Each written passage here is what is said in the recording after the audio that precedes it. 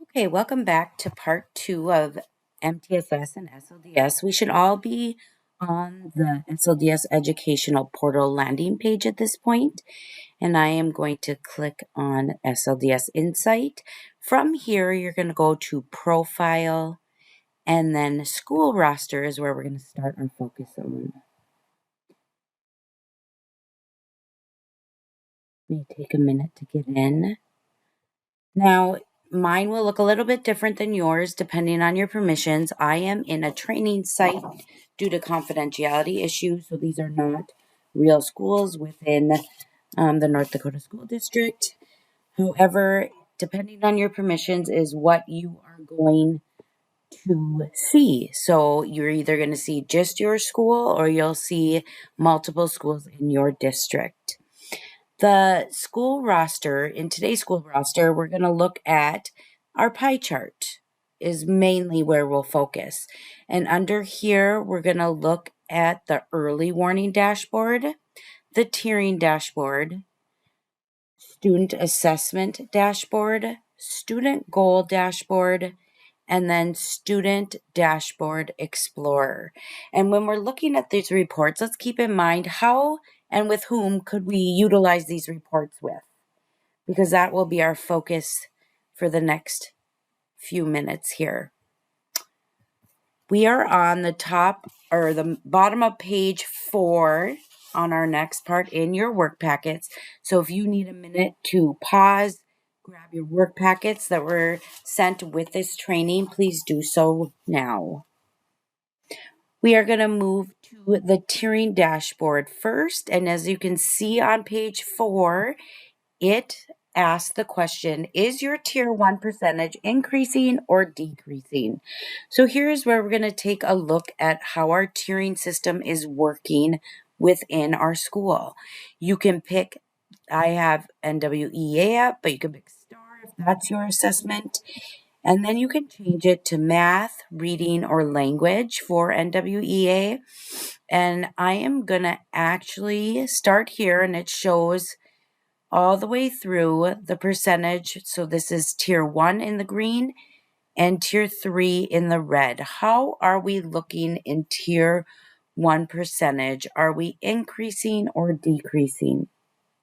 Our tier 1 levels are also here per grade level, but because I want to look at how we're doing from term to term, and right now I only have one term for 2021, I will go back to, to 2020 is where I'll start. So as you can see here, I can see my fall to winter to spring. It's not in that order, but it should. That's how it should fall within our school districts. And I can go over to our progress analysis. So click on the progress analysis tab. Now I'm on page 5 of our packet. And in page 5 of our packet, on this dashboard, it asks, what is your fall to spring progress in tier 1? So you have fall to winter, winter to spring, and fall to spring progress. Where we're looking to answer this question is right here, fall to spring progress. So in the fall, I had 87.1 in kindergarten at a tier level 1. In the spring, I now have 74.19%. That means that I'm trending down in our tier 1, meaning we have more in tier 1 now than we did in the fall. That is not something that we typically like to see. We would like to see this number in the green where we're increasing. For example, when we went from fall to winter for second grade, we saw a 16% increase, but then we continued to decline after. So when we're looking at tier 1 in our progress analysis, that is in this area. Your tier 3, which is the next question, is down here. And it says, how is it looking for tier 3 fall to spring to fall to spring progress? Again, in kindergarten, we're looking at a decrease. So we had 2.97 in the fall. Now we have 6.45. I'm sorry, not a decrease, an increase. And on here, because it is tier 3, we would like to see this green. Instead, we are seeing red. And you can go through through and look at your certain grade levels that you can see and see where you are falling within Tier 1 and Tier 3. On question number 3, it says, how often is your interim assessments given per year? So again, in here, it's showing 3 times a year.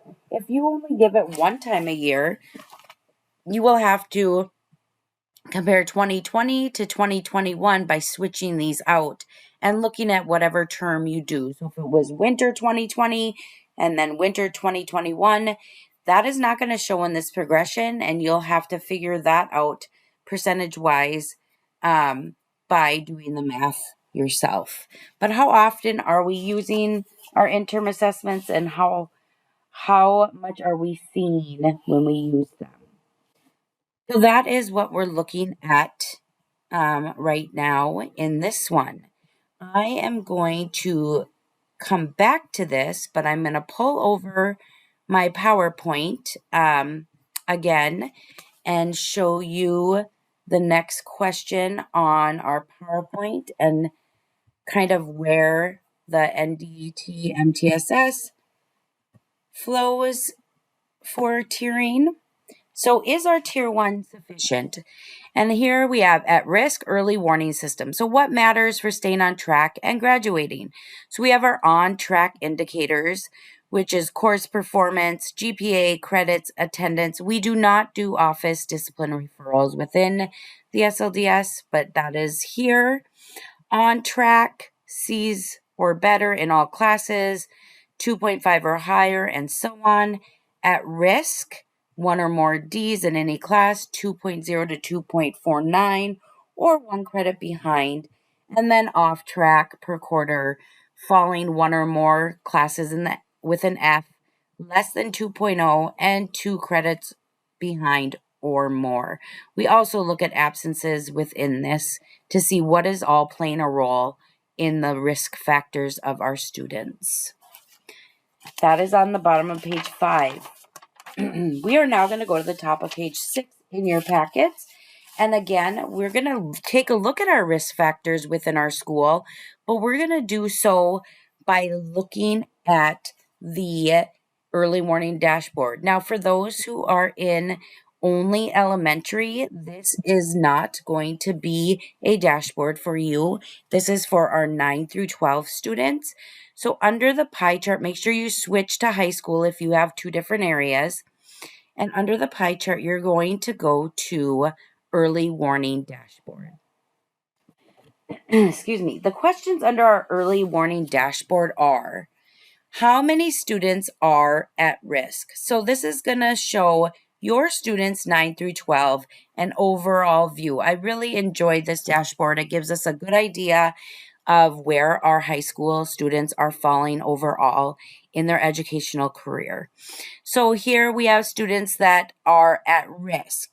So when we're looking at GPA, we have 40 students. When we're looking at 1D or more, we have 102 students. 1 credit behind, we have 2 students. And then our absent rate, that's higher, between 5 and 9%, so at risk students are 177. Again, how many of your students are at risk? Of those that are at risk, which ones are at risk in 1 or more areas? So now you have where you want to click, and these are all, you can click on each one and you can say, okay, I have 102 students that have 1 or more D's. And now I'm going to see this button right here. It says multi-select. I'm going to click that. And then I'm going to hit all 4 of these areas. Now, in my training dashboard, I have no one that is in 4 areas, which is good. So I'm going to unselect this filter. See how it says clear master filter? I'm going to uncheck and see I don't have any in 3 or more. So I'm going to uncheck again. And now I see that I have some that are in 2 or more areas.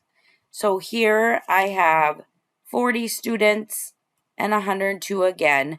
Of those, here are my list of students that have both. Now, if I were to want to export this out, I can hit here. And your best bet for these is to do the middle one, but it depends on what you prefer.